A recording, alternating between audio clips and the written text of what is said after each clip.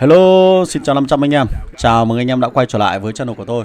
Và trong video clip ngày hôm nay thì mình vui mừng giới thiệu với anh em một vị sĩ quan pháo binh mới sẽ xuất hiện ở trong trò chơi game của chúng ta trong thời gian rất ngắn tới đây thôi. Và sĩ quan này là sĩ quan của quầy rượu. Chúng ta sẽ cùng xem anh chàng ở quầy rượu này nó sẽ có bộ kỹ năng đặc biệt gì. Nhưng trước tiên thì hãy để lại cho mình một lượt like, share và subscribe channel của mình. Nào bây giờ, let's go.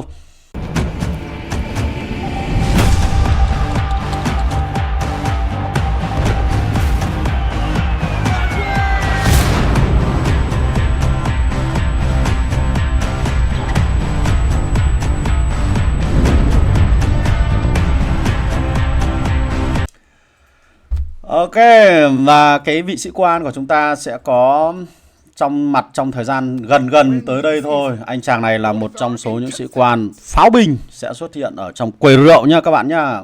Và chúng ta nhìn thấy cái biểu tượng cái phong cách thiết kế của anh chàng này khá giống với những sĩ quan người Trung Quốc khác, ví dụ như là Diệp Khải Minh này, hoặc là một cái anh chàng của thế hệ thứ 1 mà mình cũng thấy xuất hiện khá lâu trước đây rồi. Chúng ta sẽ có anh chàng lâu quên mất rồi. Đây, hoặc là anh chàng này Mãnh Hổ. Đấy, anh chàng của chúng ta có tên là Thần Sấm. Đấy, Thần Sấm, Sấm Thần Im Lặng, Sấm Thần Im Lặng chứ không phải là Thần Sấm Im Lặng nữa rồi. Anh chàng này có điều gì đặc biệt, hãy xem xét kỹ hơn. Trước tiên, anh chàng này là một sĩ quan pháo binh thế hệ thứ 5 ở trong quầy rượu. Pháo binh thế hệ thứ 5 trong quầy rượu. Chúng ta xem cô nàng này là pháo binh thế hệ thứ 4 trong quầy rượu.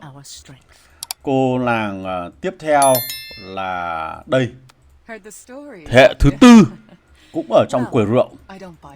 Còn cô nàng này là thế hệ thứ 3 trong quầy rượu. Như vậy là chúng ta đã có đến sĩ quan pháo binh thứ 5, thế hệ thứ 5 xuất hiện ở trong quầy rượu rồi. Đây có lẽ là một trong số những cái lộ trình sản xuất ra sĩ quan dành cho các sĩ quan pháo nó khá là nhanh. Mà trong khi đó video clip gần nhất mà mình có chia sẻ với các bạn ấy, là đôi khi một số cái tuổi đời của những cái sĩ quan nó không được dài, thế thành ra là chúng ta sẽ phải chấp nhận thôi. Thay vào đó đáng nhẽ là nó có thể, trò chơi game này có thể cập nhật những sĩ quan dành cho hải quân hoặc là thêm sĩ quan không quân nữa đi nhỉ. Sao lại ra sĩ quan pháo trong khi đó vừa mới ra những sĩ quan pháo binh. Băng gần nhất là băng hỏa, gần thứ nhì là thiên thần thép, và bây giờ lại là anh chàng này. Đấy. Ok, rồi sẽ xem tiếp theo này. Anh chàng này là thuộc đơn vị của Đảng Trật Tự, có thẻ pháo binh này, tấn công trên chiến trường này và có khả năng sử dụng kỹ năng. Tuyệt vời đó. Tức là nhà phát hành đang muốn chúng ta sẽ chiến đấu nhiều hơn ở trên chiến trường. Rồi xem xét kỹ năng các cái kỹ năng của anh chàng này nào. Đầu tiên là kỹ năng chiến thuật. Kỹ năng này sẽ gây ra một lượng sát thương với hệ số là 2000. Và khi được triển khai trên các đơn vị pháo binh, tức là 2000 này là triển khai trên đơn vị nào cũng được nhé. Nhưng nếu như triển khai trên đơn vị pháo binh thì anh ta có khả năng gây ra một lượng sát thương AOE, tức là đa mục tiêu, thêm đến 3 mục tiêu nữa ở trên bản đồ. Với 2 ô lưới của bản đồ cũng là khá to rồi. Cái này nó rất giống với kỹ năng của cô nàng là thiên thần thép này, cũng là trong vòng 2 ô lưới của bản đồ. Tuyệt vời nhỉ. Kinh khủng. Với hệ số là thêm là 600 nữa. Đấy. Tổng lưng đến là những cái đối tượng đấy có khả năng sẽ nhận được lên đến 2600. Một cái hệ số sát thương kỹ năng rất lớn. Tuyệt vời. Kỹ năng thứ hai là kỹ năng dạng cân bằng. Cái này có thể được học cho tất cả các đơn vị và các sĩ quan lục quân khác, bao gồm là tăng sát thương lên 20% và kháng sát thương là 10%. Nghe là cơ bản quá nhỉ. Rồi, kỹ năng đặc biệt này, kỹ năng này mới là làm lên tên tuổi này. Là khi chiến đấu ở trên chiến trường, nhớ nhá, khi triển khai trên chiến trường thì nó sẽ tăng tốc độ xuất skill lên 12,5%. Kỹ năng này giống với kỹ năng của anh chàng Thiên Lý Nhãn. Nhưng có điểm đặc biệt hơn là đây là kỹ năng đặc biệt và có thể áp dụng cho tất cả các binh chủng lục quân, bao gồm bộ binh, xe tăng và cả pháo binh nữa. Như vậy là đây là kỹ năng có thể kế thừa học cho những sĩ quan khác. Rất đáng giá các bạn ạ. Và đồng thời tăng tỷ lệ chí mạng. Đấy, có cơ hội tăng tỷ lệ chí mạng của đòn tấn công thường lên thêm 10% nữa. Mình xin lỗi, là ngoài cái việc tăng tỷ lệ chí mạng của đòn tấn công thường thì nó còn tăng tỷ lệ chí mạng của cả đòn tấn công bằng kỹ năng. Đấy 10%. Mình nhìn cái con số 10% này có vẻ nó nhỏ, nhưng khả năng là sẽ phải kiểm thử để xem cái tỷ lệ 10% này nó có lớn không. Nhưng nó cộng hưởng với những kỹ năng mà tăng khả năng chí mạng của sát thương kỹ năng khác, của những cái đòn tấn công kỹ năng khác nữa thì sẽ khá là bá đạo đấy. 10% cơ mà. Rồi, kỹ năng thứ tư là một kỹ năng dạng đặc biệt khác. Đấy. Nhưng kỹ năng này chỉ dành cho các đơn vị pháo binh thôi. Đó, 3 đơn vị bên trên này thôi nhá. Là gì? Tăng sát thương chí mạng của đòn tấn công thường lên thêm 20% nữa. Đấy, tối đa là 50%. Đấy, của đòn tấn công thường và của cả sát thương kỹ năng sĩ quan. Kinh thế nhỉ. Căng thế nhỉ, của các sĩ quan pháo binh. Đó. Và tăng thêm sát thương chí mạng thêm 8% cho mỗi một ô lưới tính từ khoảng cách đối tượng đến mục tiêu. Wow. Như vậy là nếu như anh chàng này triển khai cho những sĩ quan có khả năng cộng thêm một tầm bắn là 5 ô thì tính thêm nữa là tổng thêm được lượng sát thương cộng thêm là 40% nữa. Nâng tổng số sát thương chí mạng lên đến 90% sát thương chí mạng. Căng nha. Đó, kinh đó. 90% sát thương chí mạng. Kinh khủng. Rồi, và kỹ năng đặc biệt của anh chàng này, kỹ năng thức tỉnh của anh chàng này là khi chúng ta sở hữu anh chàng này với đầy đủ kỹ năng lên level 5, chúng ta có thể đánh thức được anh chàng này với một kỹ năng bị động mới. Đó là anh chàng này có khả năng kháng sát thương kỹ năng sĩ quan. Đấy, lên đến 55% kháng sát thương kỹ năng sĩ quan nhé các bạn nhé. Kinh khủng. Kháng sát thương kỹ năng sĩ quan của kẻ địch khi mà nó bắn vào pháo của mình á, là lên đến 55% kháng. Cộng thêm tốc độ di chuyển 10% nữa. Đấy, rượt đuổi kẻ thù chăng? Ok. Rồi, và khi mà tham gia vào giao tranh, khi mà bắt đầu mở giao tranh thì đơn vị pháo binh này có khả năng nhận được một lớp khiên là 4.000 khiên trong vòng 20 giây. Và cái hiệu ứng này sẽ chỉ được kích hoạt mỗi 60 giây một lần thôi. Thế là quá đủ lắm rồi anh em ạ. Trong vòng 20 giây mà nhận được một lớp khiên 4.000. Tính từ trước đến bây giờ chưa có sĩ quan nào có khả năng cộng khiên lên đến tầm như thế này, lớn như thế này. Mình nghĩ là như thế nhỉ. Không hoặc là cái trí nhớ của mình nó đang bị lãng quên. Anh em có thể comment ở bên phần dưới của phần bình luận xem là có sĩ quan nào có khả năng tạo khiên nhiều hơn cái này không. Căng nhỉ. Đấy. Và tham gia vào giao tranh thì không rõ là cái khiên này nó được tính bởi bá tước gai hay không. Bá tước gai bởi vì là nó tồn tại trong vòng 20 giây mà khi mà pháo binh này anh chàng này nằm đồn trú ở trong căn cứ, bắt đầu tham gia giao tranh, tức là kẻ địch nó bắt đầu tấn công căn cứ của chúng ta, thì liệu cái kỹ năng này có được tác dụng không? Và đơn vị pháo đó mở khiên 20 giây là quá đủ rồi. Bởi vì bá tước gai chỉ cần có 8 giây là đã có thể xuất skill và tận dụng được cái khiên 4.000 này hay không.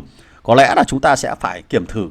Mình sẽ kiểm thử, sắp xếp một bài kiểm thử như thế này để xem nếu như thế thì kết hợp với bá tước gai khả năng là khá là khó chịu đấy các bạn ạ.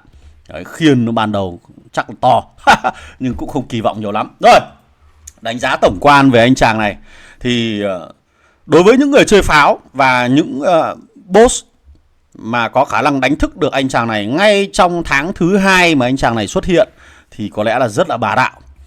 Nhưng mà để đợi đến 1 năm rưỡi nữa chúng ta mới có cơ hội chạm được vào anh chàng này thì cũng chưa chắc. Đó, cũng chưa chắc nha các bạn nhé.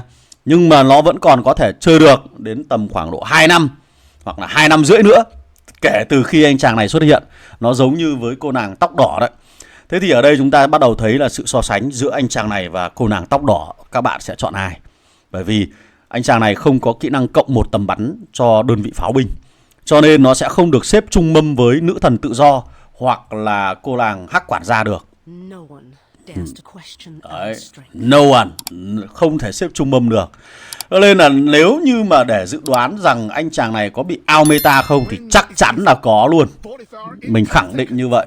đối với đơn vị pháo binh thì tầm bắn là quan trọng. Còn nếu như đối với bạn xác định là đưa anh chàng này để về phòng thủ căn cứ, để chơi trạng thái đồn trú trong căn cứ, hoặc vẫn có thể chơi tiếp được, thì mình vẫn có thể là thay thế cho các đơn vị pháo binh miễn phí. Nhưng đối với những người chơi free to play, chúng ta không có nhiều điều kiện để chạm được vào anh chàng này, thì chúng ta vẫn có một lời khuyên là các bạn vẫn kiên định mục tiêu nâng cấp hắc quản gia hoặc là cô nàng thiên thần nữ thần tự do. Cho đến khi các bạn đã có hai sĩ quan này rồi thì sau đó chúng ta có thể thoải mái lựa chọn những sĩ quan pháo binh khác của quầy rượu, hoàn toàn ok. Còn đâu thì nếu như chúng ta vẫn có cần thì chúng ta nên lựa chọn một trong hai sĩ quan có khả năng cộng một ô tầm bắn trước để làm sĩ quan khởi đầu trong quầy rượu. Ok. Rồi, thế thì trong trường hợp mà các bạn đã có những sĩ quan cộng tầm bắn 5 ô rồi thì các bạn sẽ đặt câu hỏi anh chàng này có xứng đáng để đầu tư 1,5 năm vào đây không? Có lẽ là có chứ. Hoàn toàn tốt, bởi vì đây là sĩ quan đầu tiên thế hệ thứ 5 mà lại xuất hiện ở trong quầy rượu, cho nên khả năng của nó sẽ được tồn tại, nó sẽ khá là lâu dài đấy. Đấy là cái mà mình nhận định. Còn cái thứ hai là về kỹ năng của anh chàng này, nó là một trong số những sĩ quan có những kỹ năng rất đặc biệt luôn.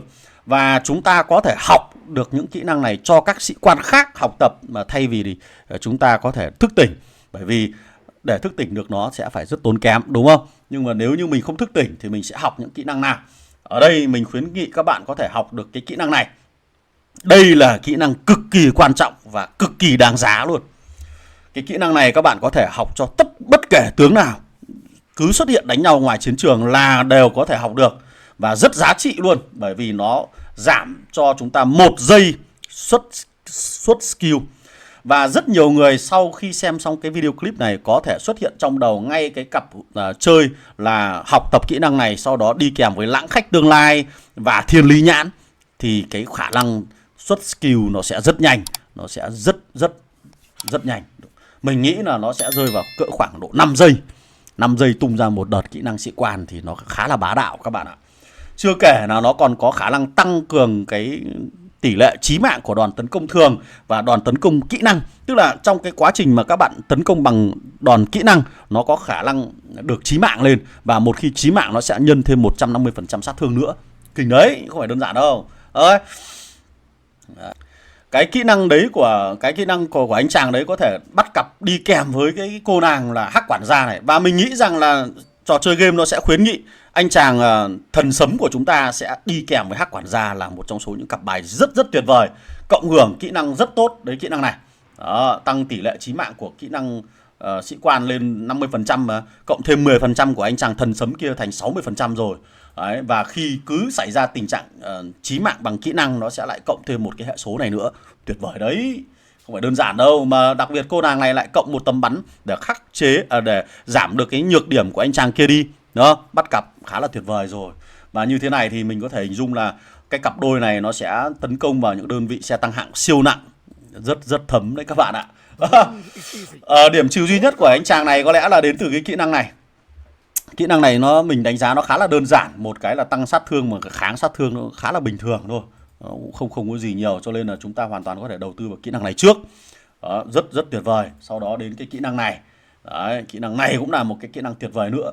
Đấy, tăng sát thương chí mạng lên 50%. Đấy, sau lại tăng khoảng cách lên 50% nữa. Cho nên là hai cái kỹ năng này mà đi kèm với hắc quản gia thì các bạn sẽ tự thấy là nó khỏe như thế nào. Ok. Rồi, ngoài ra thì anh chàng này có khả năng tấn công vào thêm 3 đơn vị kẻ địch ở trong vòng 2 ô lưới nữa, cho nên là hoàn toàn có khả năng phòng thủ tốt ở trong căn cứ, cũng như chiến đấu tốt ở trên chiến trường. Đánh đấm mà lao vào trong giao tranh, mà khi chúng ta đang dựng các cái bức tường phòng thủ bằng pháo lên thì cô nàng này với anh chàng này quá là tuyệt vời. Nói chung là mình cũng không có gì để bàn nữa rồi. Đấy, chẳng qua là mình không có điều kiện để chơi thôi. Còn nếu mà có ngay khi xuất hiện anh chàng này mà mình lại có ngay để chơi thì đúng là nó là hết nước.